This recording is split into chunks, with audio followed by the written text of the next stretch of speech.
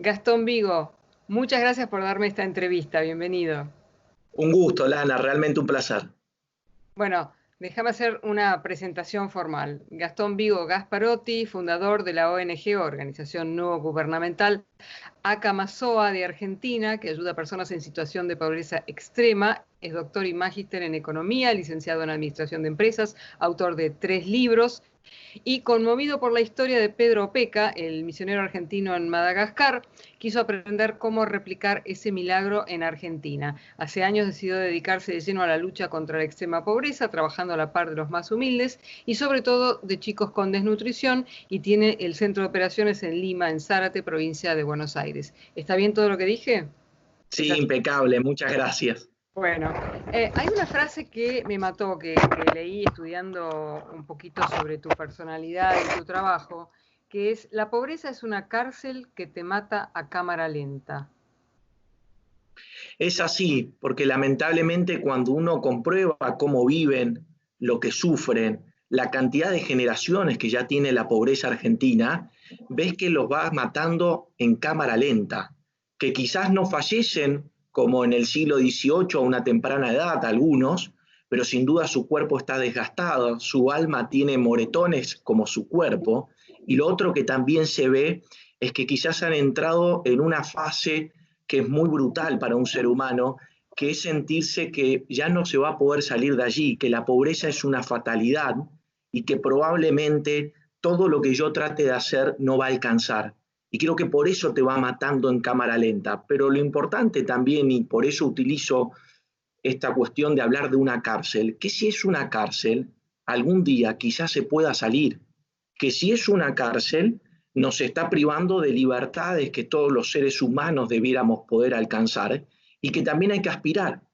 Y entonces un poco también el concepto busca eso. La pobreza no es inevitable, se puede erradicar, lo han logrado en incontables países y en incontables sitios, pero sí hay que tratar de evaluar no solamente las intenciones, sino empezar a evaluar los resultados. ¿Cómo fue que te enteraste de la obra del padre Opeca? ¿Cómo fue que llegaste a Madagascar? Madagascar, para aquellos que no lo sepan, es un país que es una isla larga en el este de África, o sea, más lejos imposible. ¿Cómo fue que llegaste a ese lugar? Hace poco estaba revisando en mi celular algunas fotografías antiguas y me encontré que en el 2015 había sacado una captura de pantalla, una nota que se le hacía a Pedro en un diario de la Argentina, y donde él expresaba: los planes sociales es lo peor que se le puede hacer a alguien que sufre la pobreza. Y se ve que ya me marcó. Y así empecé a buscar libros sobre la historia de Pedro, sobre lo que explicaba de alguna forma a Camasoa en algunos sitios de internet, llegué a entrevistas y en un determinado momento me empecé a preguntar: ¿cómo es posible que lo haya hecho en el quinto país más miserable del planeta? Yo, que he estado en Madagascar, puedo asegurar que ni siquiera ya hay pobreza, hay supervivencia absoluta. La expectativa de vida son 53 años, la mortalidad infantil es 600 por mil, y como si fuera poco, te encontrás con un país que desde el 60 a esta parte vivió entre dictaduras y guerras civiles. Es muy difícil la vida en Madagascar porque el 92% de la población vive con menos de $2 por día. Y estando en un retiro espiritual, yo no soy de hacer retiros espirituales, pero me estaba por casar y un sacerdote amigo me invitó a un retiro y me dijo: si no, no te caso. Y en las meditaciones que suele haber en un retiro, ¿Se llama extorsión eclesiástica? y algo de eso. Pero lo más simpático de esta historia es que yo no me podía concentrar, y cada vez que tenía que hacer alguna meditación o algo que el sacerdote quería que reflexione, se me venía a la mente Pedro Peca. Y empecé a leer, a buscar con mi celular en el medio del retiro, y le escribí a una de las hermanas a través de las redes sociales, Lucía Opeca, y le dije: tu hermano, más allá de lo que la gente te dice que es un santo, a mí me llama la atención que lo haya logrado el Madagascar, que es una obra sin parangón en el mundo, y si él necesita algo en materia de desnutrición, humildemente le puedo dar una mano. Si él viene a la Argentina, lo quisiera conocer. Y vino justo en julio del 2018, y lo escuché en una conferencia decir, si vas a ayudar, ayuda hasta el final. Me mató, me sacudió el alma y regresé a mi casa y le dije a mi mujer, renuncio a mi trabajo, voy a tratar de convencer a, a mi familia, a la familia de Pedro y decirle, quiero ir a Madagascar, a que me enseñes cómo se puede sacar a gente de la pobreza más extrema y tengo la suerte que vos estás vivo, que la gente que se puso de pie en el basural está vivo, así que quiero ir. Y así partí y tuve la suerte de estar con él. No, no todo el mundo tiene por qué saber la historia de Pedro Peca. Pedro llegó hace, no sé, creo que más de 30 años a Madagascar y en lo que era un enorme basural donde la gente se peleaba por los restos de comida del basural para comer, él creó un barrio con escuelas, bueno, con casas, con pavimento, bueno, en realidad es empedrado. O sea, creó un lugar donde la gente vive y trabaja con dignidad donde no la había. Digo, un pequeño paréntesis para dar una mínima explicación. Mi pregunta es, ¿cómo elegí? Vos aprendés de lo que hace Pedro y decidís traerlo a la Argentina. En Argentina hay tanto por hacer, Gastón. Entonces yo pienso, por ejemplo, en los QOM, pienso viste, en tanta gente que lo necesita. ¿Por qué decidiste ese lugar en Zárate? ¿Porque vos eras de ese lugar? No, yo soy santafesino, pero ya vivía en Buenos Aires y quizás ahí surgió un poco en mi interior mi concepción más profesional, más técnica de la economía, de decir, bueno, la pobreza de la Argentina afectaba en ese entonces, cuando arranqué con Acamayo Argentina, al 32% de la población. Pero el 40% de ese número estaba en provincia de Buenos Aires.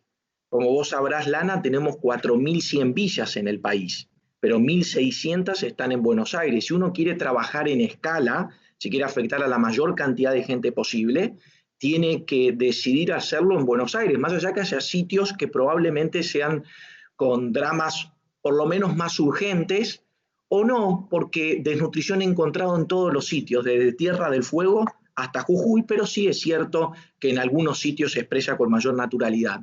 Pero elegí también Lima porque creo que era una señal, una piedra en el zapato para toda la sociedad, de la cual me siento parte con sus defectos y con sus virtudes, porque Lima es un pequeño pueblo de provincia de Buenos Aires. Está rodeado de dos polos industriales, como Zárate y Campana. ¿Por qué no hacer ahí un polo de solidaridad? ¿Cómo es posible que a 100 kilómetros de provincia, de capital federal, mejor dicho, haya desnutrición, déficit de vivienda, analfabetismo, estudios incompletos, sitios en donde uno dice esto es para la edad de piedra y estamos hablando de 22.000 habitantes, 8.000 pobres? Ni siquiera allí pudimos resolver la pobreza. Entonces me pareció lo más oportuno arrancar en un sitio en donde haya un entorno productivo, porque nosotros formábamos gente para que ingrese al mercado laboral, para que pueda salir con dignidad adelante, pero también un sitio lo suficientemente cerca de Capital Federal, a 58 kilómetros de San Pedro, a 31 de Campana, a 18 de Zárate, en donde los argentinos, digamos, pero por lo menos acá pongámonos de acuerdo, erradiquemos la pobreza de Lima y después vayamos por otros sitios. Y no me equivoqué, pero sobre todo no me equivoqué por algo muy especial, por las familias que encontré, el coraje que están demostrando, la dignidad con la que están buscando salir. Así que creo que era el sitio adecuado, más allá de que probablemente en el tiempo nos extendamos por otras provincias. Dijiste en un momento, hay que ayudar sin asistir. Ese es el concepto un concepto completamente ajeno a lo que se ha practicado en la Argentina durante muchas décadas. ¿Cómo implementan esa idea? Porque estamos respetando al que sufre la pobreza, entendiendo a la persona entera con toda su complejidad. ¿Por qué te digo esto, Lana? Porque el cementerio está lleno de pobres que esperaron un progreso que nunca llegó. La primera pregunta que yo le hago a una familia que ingresa a Camayo, Argentina, es: Alejandra, tu abuela fue pobre, tu madre fue pobre, vos te considerás pobre, me estás jorobando, Gastón. ¿Tu hijo? Gastón, ¿me estás hablando en serio? entonces lo que te están ofreciendo no te saca de la pobreza. Probemos otro camino, el del estudio, el de la disciplina, el de la constancia, el del respeto, el del trabajo. Les trato de hacer ver de que si bien el plan social puede ser lógico para un momento de emergencia, para un niño que está por morir de inanición, para una persona que tiene una discapacidad, tenemos que entender de que no los ayuda a salir de la pobreza. Y acá no es una opinión, ya la evidencia lo ha demostrado, porque la Argentina pasó de 2.400.000 planes sociales en el 2002 a tener hoy 3 veces la población de Uruguay en planes sociales. La imagen más gráfica de que el asistencialismo no funciona es que en la actualidad 11 millones de personas comen en comedores. El total de República Checa come en comedores en la Argentina, total de población. Entonces, cuando ves que esa persona se reencuentra con el estudio, y nosotros tuvimos la suerte de que el Club Social de Lima, una institución con gente muy noble, nos dio su espacio, armamos una escuela primaria, secundaria para adultos, voluntarios cuidando a sus niños para que puedan estudiar sin problemas las familias. Empezamos a enseñar oficios productivos y también oficios para resolver problemas que no podemos esperar. Si no tienen agua caliente, ¿qué nos vamos a dormir? ¿O armamos calefones solares aprovechando todo ese material que a veces no se reutiliza y que puede solucionar el agua caliente? Y después vamos enseñando cosas como huerta, producción de velas, todo está relacionado a, es un oficio que debe ser productivo, es un estudio que te ayudará a tener un trabajo bien pago. Y luego vamos avanzando en los rubros de la construcción, porque nuestro objetivo es hacer barrios, como se hicieron en Acamasoa, barrios en donde haya estudio, donde haya trabajo, donde haya huertas, donde haya deporte, donde haya cultura, donde haya una urbanización bien pensada desde cero.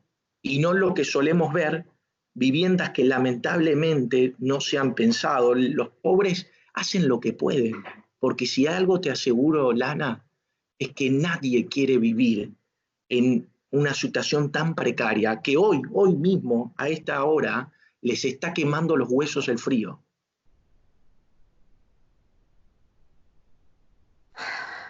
Ay. Mientras hablaba, yo pensaba en la situación que estás describiendo, ¿no? Si la abuela era pobre, si la madre era pobre, si ella es pobre, si sus hijos son pobres, quiere decir que no han tenido una alimentación adecuada por generaciones. Como, por lo menos desde mi ignorancia, una persona que no tiene la alimentación adecuada no desarrolla el cerebro en su potencial completo. Entonces, ¿cómo haces que una persona con esa falta de potencial de materia gris pueda estudiar, pueda avanzar, pueda convertirse en una persona intelectualmente superior a la situación en la que estaba? Ese es un gran punto, porque lamentablemente la desnutrición en la niñez puede dejar secuelas irreversibles. La medicina no es una ciencia exacta, pero sí es cierto que hay demasiados estudios que ya han comprobado que la desnutrición no atendida en los primeros 1000 días, los 270 días del embarazo y los 730 del primero y segundo año, pueden dejar secuelas tales como bioquímicas, eléctricas, funcionales, anatómicas, psiquiátricas, psicológicas, y ese bajo coeficiente intelectual en un mundo extremadamente competitivo empieza a tratar a esa persona, ese individuo, de ir a la escuela y quizás falla y no logra progresar de igual manera que sus compañeros. Y en la Argentina, que nos gusta esconder los problemas, hacemos un egreso irrestricto y le mentimos y le dejamos que avance y nunca atacamos los problemas desde el útero de la madre, y llega a un punto en donde esa persona se encuentra con que tiene el título de secundario, pero es consciente que alguien lo estafó, porque su empleador le dice, vos tenés el título, pero no tenés los conocimientos que tu título dice tener. Eso lo veo todo el tiempo, gente que terminó el primario y que no sabe leer ni escribir, gente de 43 años que no sabe escribir su apellido. Y no es una cuestión poética, sino que realmente lo veo. Entonces, atacar la desnutrición fundamental, la alimentación y la estimulación. Nosotros, por ejemplo, ahora estamos con un proyecto muy interesante que es hacer un jardín Montessori, elevar el hándicap de esa criatura que nació en extrema vulnerabilidad, que tenga toda la estimulación suficiente. Un jardín de 0 a 3 años, pero a la vez la madre necesitará aprender la importancia del amamantamiento, tendrá que tener los controles médicos y nutricionales ese niño. Pero lo bueno también en niñez es que los chicos tienen una capacidad de absorción, de recuperación, que es fantástica, y que ves niños que probablemente su camino indicaba de que no iban a poder salir de la desnutrición y rápidamente se recuperan. Así que evitar el daño de la criatura es fundamental, pero no basta. No basta lamentablemente porque, como repasamos recién, la pobreza afecta a muchas generaciones. Atacarlas desde el inicio, pero también saber que las etapas del desarrollo cerebral incluso llegan hasta los 20 años, pero sí esos 1000 días son críticos, porque se da un desarrollo a una velocidad que nunca más se va a volver a repetir. Solamente un dato que a mí siempre me sorprende, que el cerebro crece en esa etapa de 1000 días a un ritmo de 2 miligramos cada 60 segundos, crece ese ritmo. Se dan 2 billones de conexiones. Entonces es muy importante atacar esa parte para que el niño tenga todas las posibilidades que tuvimos nosotros, de una buena nutrición y una buena estimulación, afecto y comida. Es muy importante lo que estás diciendo, me parece, cuando hablas de que no solamente es la nutrición, eh, es una manera de tratarlo sistémicamente en todo su sentido, pero además hablas de que no solamente vamos a alimentar al niño y educar al niño, sino también queremos que progresen los padres, que los padres también estudien, que los padres progresen, que los padres entiendan, que puedan ayudar con la tarea al niño. Y ustedes tienen como tienen ayuda interdisciplinaria, tienen psicólogos, maestros, médicos, de todos. Las personas que trabajan con ustedes, ¿son voluntarios o son empleados de la organización? En este momento somos una organización que todos somos voluntarios, porque hemos tomado ya el camino de ser una fundación. Nosotros siempre nos hemos catalogado como un movimiento de solidaridad nacido en Madagascar, que hemos trabajado con otras instituciones de la sociedad civil y ahora hemos constituido recientemente ya como fundación. ¿Y qué nos pasa? Que nos hemos dado cuenta que si vos al voluntario, al individuo que camina por la Argentina, le decís, mira, acá en Acamazoa no se distingue ni por credo religioso, ni por ideología, ni por nacionalidad. Porque muchos me escriben, ¿qué tengo que hacer para ser voluntario de Acamazoa? Tenés que tener pasión por dar dignidad. Dignidad. Encontrarte a esa persona que sufre la pobreza y no faltarle el respeto con algo que vos sabés que no la va a sacar. Y cuando vos a la persona que sufre la miseria le pones nombre y apellido, y es Alejandra Maya, Milagros Sotelo, Carla Iturralde, Karina Galeano, cuando ya le pones el nombre, decís, no, yo no me puedo hacer el distraído, ayudo esta semana, la que viene, la que viene, la que viene, y cuando uno arma un grupo de 500 voluntarios como nosotros tenemos, claramente te podés organizar para que haya una estructura lo suficientemente amplia que no tenga que depender ni de Gastón, ni de Verónica, ni de cualquier voluntario, sino que sea un conjunto de individuos que quiere sacar gente de la pobreza. Eso somos nosotros. Trabajamos para sacar gente de la pobreza. Cuando decís que, por ejemplo, le enseñan a los adultos, les enseñan oficios, ¿qué tipo de oficios les enseñan? Bueno, hemos buscado que los oficios traten de ser lo suficientemente técnicos para que se desee lo que nosotros estamos enseñando, que haya una demanda. Entonces enseñamos huerta hidropónica, que es importante porque es la forma de cultivar sin tierra. Hoy, gracias a los conocimientos que se tiene, mucha gente desea el consumo de un alimento orgánico, pero también hemos decidido aprovechar algo que sucede en Lima, que quizás es una deficiencia del pueblo, que para nosotros es una oportunidad. No hay una recolección de basura como debiera haber. Entonces, la gente sabe y nos da botellas, nos da todo lo que sea vidrio, y nosotros con máquinas para cortar vidrios armamos floreros, armamos vasos, después aprendimos a hacer velas y nos empezamos a postular para para ferias, nos empezamos a postular como proveedores para alguna empresa que se dedica a eventos, o también para gente hace poco, el año pasado, hace poco porque parece que en estos tiempos de pandemia, como que este año está detenido el 19 de marzo, pero digo, nos contrataron para un casamiento. Y qué orgullo decir, vamos a hacer estos vasos para un momento muy especial. Estas velas las vamos a preparar con todo el cariño. Y después, bueno, aprendimos a hacer calefones solares, y es muy importante porque podés resolver no solamente para esa familia, sino para otras familias, el tema de la falta de agua caliente con termofusión, con botellas, con latitas. Y luego ahora estamos en un proceso, estamos tratando de formar a nuestras madres, y yo les trato de hacer ver a las madres y a los padres en lo que es la construcción en seco. Nosotros teníamos dos opciones: o hacer viviendas tradicionales, que es la que probablemente se vea más en los barrios vulnerables, como puede ser con ladrillos huecos, ir poniendo uno a la vez, o buscar una construcción en seco, con estructuras de steel framing, con la posibilidad de emplacar, con armar núcleos húmedos industriales. Y si ellos aprenden a hacer este tipo de construcción en seco, le vamos a ganar tiempo para el tipo de trabajo que ellos van a poder contar, especializarse e integrarse, porque también mi preocupación es, la tecnología no se va a detener, Lana. La tecnología va a avanzar a un ritmo voraz, y eso genera mucha productividad, pero ya la fuerza física no alcanza para suplir la falta de capacidad técnica para ese tipo de trabajo. Por eso dijimos, construcción de viviendas en seco. ¿Pueden los pobres vivir dignamente? Claro que sí. ¿Pueden aprender a construir en seco? Sin duda. Habrá empresas, habrá voluntarios y ellos participando. Por eso ayudar sin asistir. Nunca va a ser una jornada de voluntariado y no estarán nuestras familias trabajando. Jamás.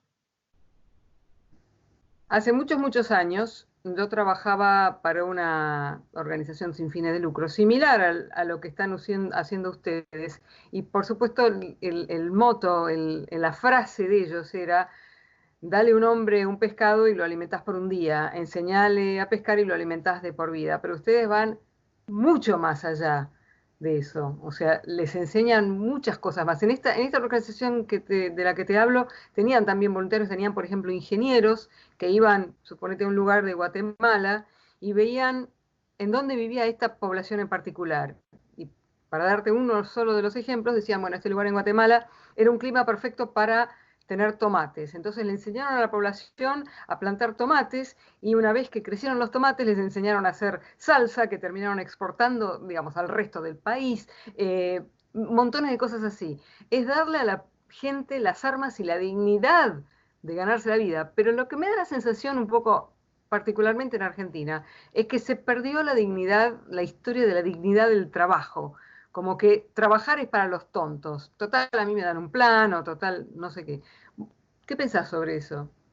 Sí, creo que lamentablemente el mensaje ha sido: ustedes no pueden salir adelante sin que el Estado los ayude. Ustedes no pueden sobrevivir sin que nosotros le demos un plan social. Muchas veces a mí me pasa que me dicen, no quieren trabajar los pobres. Y yo digo, no, no, no, no es que el pobre no quiere trabajar y no quiere estudiar. Habrá quizás un sector de la pobreza que no lo desea hacer, pero Argentina tiene, después de la pandemia, se sabrá el número, pero 20 millones de pobres. Y lo que puedo asegurar que en verdad hay un sistema armado para que la persona no trabaje y no estudie.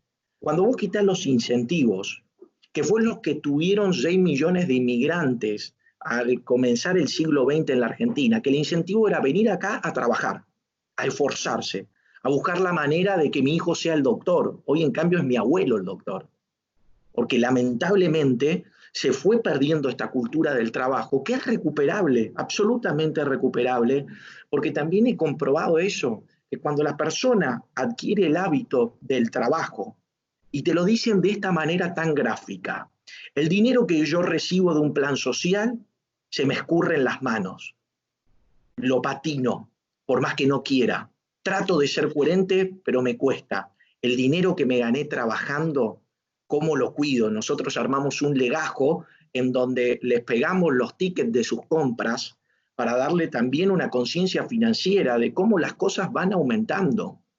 No puedo, también por una cuestión profesional, no decirles, que cada vez que, por ejemplo, se saca un cero a la moneda argentina, el 90% del poder adquisitivo de un pobre era destruido, porque no tienen la posibilidad de comprar moneda extranjera o resguardarse en algún inmueble o algo. Entonces, mirá lo que valía el litro de leche y lo que vale ahora, la importancia de ser consciente en los gastos. Y lo otro que me parece importante de plantear es que hacerles ver, porque son tu familia, vos convivís tanto con esas familias, que entonces ya ningún tema es ajeno, ningún tema que te cuenten es ajeno y tratás de dar una mano como cualquier familiar, pero hacerles ver también con las incoherencias del sistema.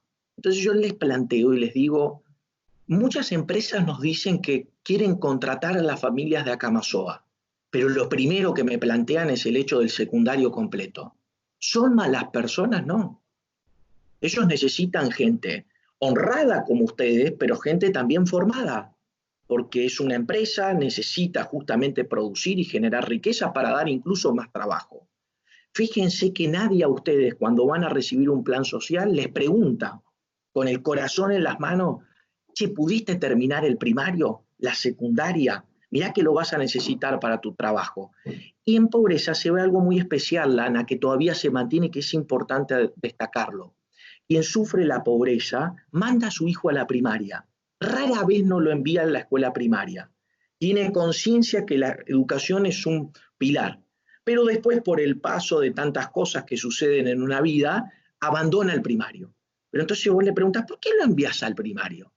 Porque no quiero que repitan mi tragedia. No son tontos. Saben que en épocas de elecciones vendrán ayudas como chapas, como colchones, como grandes promesas y que luego desaparecerán. Entonces, mostrarles las incoherencias del sistema, despertarles el coraje, no solamente la caña, darle la fuerza para sostener la caña y, si es posible, indicarle por qué río comenzar a pescar. Y vas a ver cómo de a poco toman conciencia y actúan con gran honradez. Dijiste que los barrios que se crean, bueno, tomados del modelo de Pedro, son eh, barrios donde viven con reglas de convivencia, con reglas comunes de convivencia. ¿Cómo son esas reglas? Es impresionante eso, porque son reglas muy primarias, pero claro, cuando uno arrastra contextos de violencia, de analfabetismo, de situaciones límites, son reglas que hay que apropiarlas en el actuar diario.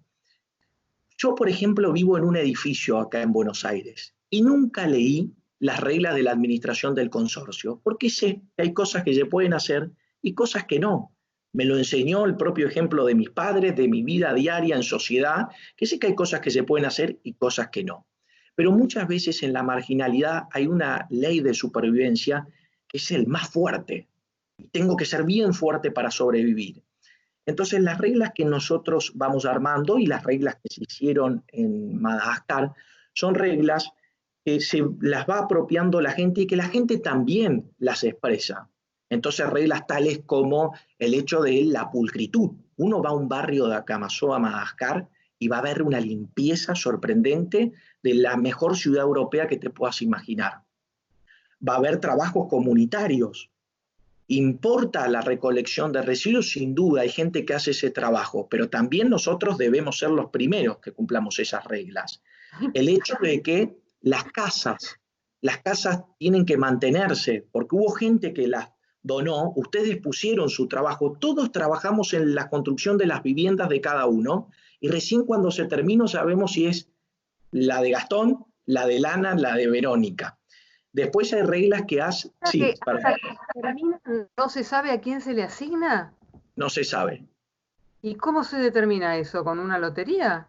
No, eso se determina por varios factores. Se determina por el compromiso en el estudio, por el compromiso en los oficios, por Premio y castigo. ¿Cómo? Premio y castigo. Sí, sí, de De alguna forma, manera. sí, sin duda. Y después hay una cuestión subjetiva que tiene que ver con la condición social que quizás tiene tal o cual familia. No será un alumno 10, es un alumno 8. Ahora, pucha, cuánto esfuerzo ha puesto, cuánta perseverancia, cuánto compañerismo. No es fácil mantener un ritmo de trabajo en pobreza y de estudio, cuando vos te vas a acostar a dormir, más de una vez lo pienso, yo hago 200 kilómetros diarios todos los días para ir a Lima. Y siempre cuando estoy regresando a mi casa digo, al fin y al cabo, hoy Gastón, te vas a dar un baño de agua caliente, vas a tener la suerte de estar con tu mujer, vas a comer comida hecha con todo el cariño, tenés la suerte de la comodidad de un hogar, laburaste igual que ellos, transpiraste, te duelen los mismos huesos, pero tenés un poco más de comodidad. Y mañana ellos se levantan como si hubieran dormido tan confortable como vos, como si tuvieran tantas cosas resueltas como vos. Entonces, un poco lo que buscamos es, esas normas son el no robar, el evitar las estafas, el lograr que haya una comunidad que sea sustentable, el trabajar todos en las construcciones, el tener un desarrollo comunitario en donde hay que cuidar, si bien cada casa tiene título de propiedad. El Madagascar y las que construiremos acá, nosotros creemos en la propiedad privada, que la necesita una persona, porque qué cosa más linda de decir, ¿sabes qué, hijo mío? Con años y años de trabajo puedo entregarte esto, que es todo lo que he podido lograr, pero es que es mucho para mí, porque sé todo el trabajo que hay detrás. Entonces, qué lindo que una persona que nació en la pobreza también disfrute de eso, y así lo va a cuidar también. ¿Qué significa en esta pandemia no tener un hogar? Es tremendo. Ayer veía una imagen en Twitter que me impactó. Un mendigo y adelante del mendigo había un cartel que decía quédate en casa. Era una imagen tan gráfica, el quédate en casa, las recomendaciones que a veces se dan son para personas que tienen posibilidades de ingreso y de hábitat muy distintas a las que sufren 4 millones de personas en la Argentina. Ese número vive en las 4.100 villas del país. Y por otro lado, la pandemia significa, cuando uno no tiene vivienda o tiene una vivienda muy precaria, que a veces muchas de las cosas malas se expresan con mayor vehemencia. La violencia intrafamiliar, la escasez de recursos en ese hogar que hacen de que la desesperación esté cada vez más latente. El padre puede irse a trabajar o la madre y quizás no estaba acostumbrado a escuchar el grito monótono del niño que tiene hambre y hambre y hambre y no se lo pueden calmar. Entonces, creo que la ley de supervivencia, Lana, siempre va a estar por encima de cualquier ley estatal. Cuando tu vida es cargar 40 kilos de cartón en la espalda para sobrevivir, vas a salir igual. Te lo diga el Estado o te lo diga Acamasoa. Nosotros lo que logramos en esta pandemia es asegurar el alimento. Pero lo que repiten las familias, y ahí quizás está nuestro mayor éxito, qué lindo sería volver a la escuela, volver a los oficios, empezar ya a construir el primer barrio, pues tenemos la suerte que nos han donado 2 hectáreas. Qué lindo cuando volvamos, y ahí creo que está el mayor éxito. Que la comida, gracias a cada donante, muchas gracias, pero lo que tengo ganas en verdad es de estudiar y de trabajar. Así que la pandemia sin vivienda significa muerte, enfermedad y violencia. Me impresionó mucho una frase que dijiste, el rancho generalmente es donde se duerme, no donde se habita. ¿Qué es Pero eso? claro, eso es tremendo, porque cuando uno conoce las familias, uno de los ejercicios mejores que hemos hecho, tanto para voluntarios como para los que trabajamos en la organización, y hay una aclaración, las familias trabajan en nuestra organización, no son beneficiarios, son participantes. El beneficiario es alguien que vos crees que nunca va a emerger. El participante activamente trabaja en su salida hacia la pobreza. Y uno de los ejercicios, uno de los trabajos es esto que te contaba de hacer calefones solares. Entonces hay que ver dónde está el baño, de qué material está el techo, cómo pondremos el colector, dónde ubicaremos el tanque, el mangrullo, etc. Y cuando uno ingresa a esos ranchos y cuando convive todos los días con las familias, ve que no están mucho tiempo allí, que buscan salir. La imagen de la pobreza es gente afuera, en la puerta de su casa, o yendo a hacer sus changas, o llevando a sus hijos a la salita de salud, o a la guardería, o a la escuela. ¿Por qué no quieren estar allí? Primero porque las condiciones son dramáticas. Un solo cuarto donde viven 10 personas. porque no hay lugar en donde pueda haber un mueble, en donde pueda haber un sofá, donde pueda haber el cuarto para la pareja y haya intimidad. Por eso nosotros hemos pensado casas habitables para 10 personas, 3 dormitorios con todos los servicios. Una vivienda digna es una vivienda donde cualquier ser humano, sin importar su condición social, está dispuesto a irse a vivir. Entonces, claro, son lugares donde duermen, no donde habitan. La cuarentena, los que tenemos mejores posibilidades, por lo menos al comienzo, antes de la pandemia también económica, nos parecía hasta que bueno, un poco de tiempo en casa, acomodar tal o cual cosa, los primeros 10 días me refiero, los primeros 15, y siempre pensaba lo mismo. Ellos al tercer día no quieren saber más nada de estar las 24 horas ahí, porque estás conviviendo con la muerte que te silba la nuca, con la enfermedad que se te puede llevar un hijo.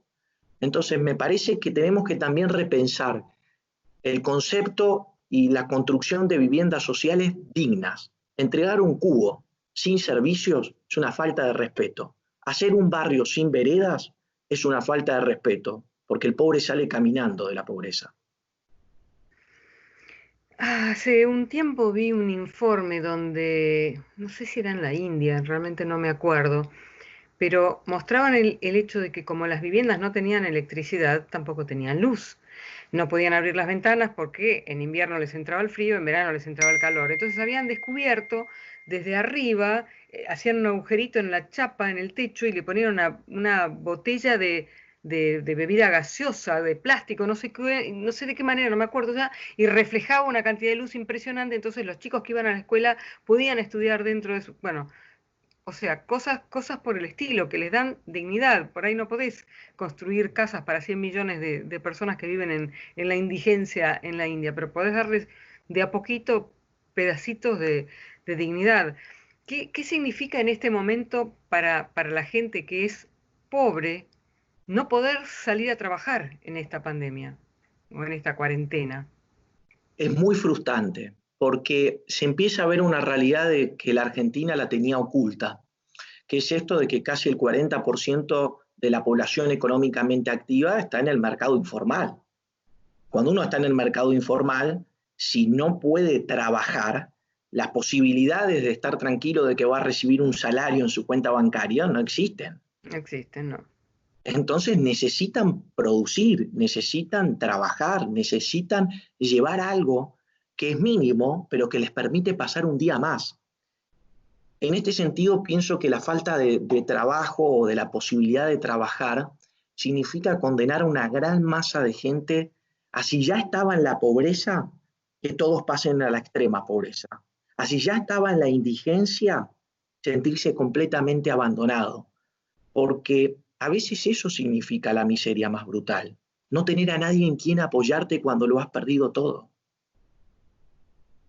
Mirá, porque me quiebro porque lo veo todo el tiempo. Cuando salgo de mi casa, tengo muchas personas que son mendigos y siempre pienso lo mismo. Qué vida dura, pero qué capacidad la del ser humano para sobrevivir un día más, un día más, un día más.